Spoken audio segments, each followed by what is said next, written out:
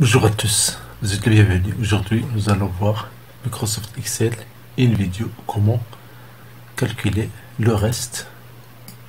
Nous avons un budget ici, un exemple dans la première année, un budget de l'année suivante, puis l'année suivante et puis l'année suivante. Et dans chaque année, nous avons un budget ici. Et ce que nous voulons, donc nous voulons dispatcher ça selon des dépenses. Donc ici j'ai des dépenses A, B, C, et aussi il y aura d'autres dépenses ici, et nous voulons ici calculer le reste. Donc ici par exemple, si dans l'année N, je veux que calculer ici le reste. Donc c'est très simple, je vais écrire égal,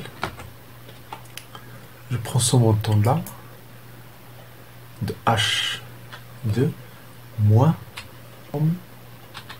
de ces nombres là,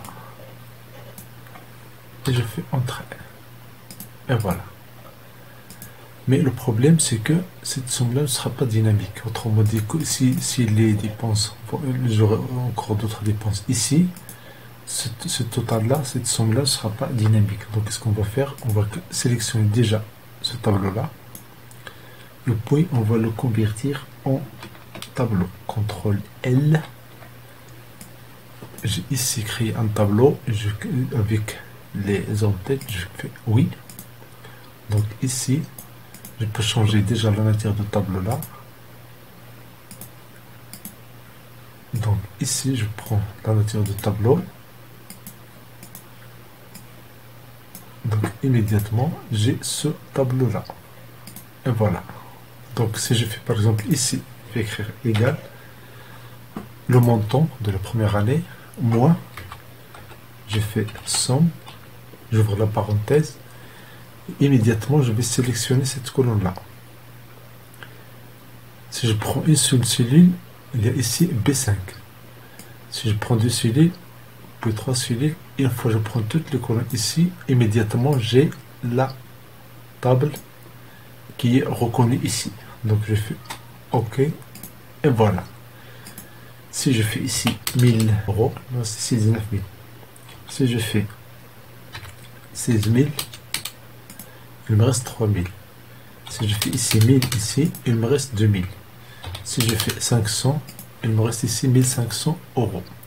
Supposons que j'ai une autre dépense ici, X, une autre dépense qui s'ajoute. Voilà, une autre dépense qui s'ajoute. Et j'ai ici 1000 euros. Immédiatement le tableau sera dynamique et la formule va rester valide et va calculer le total des dépenses.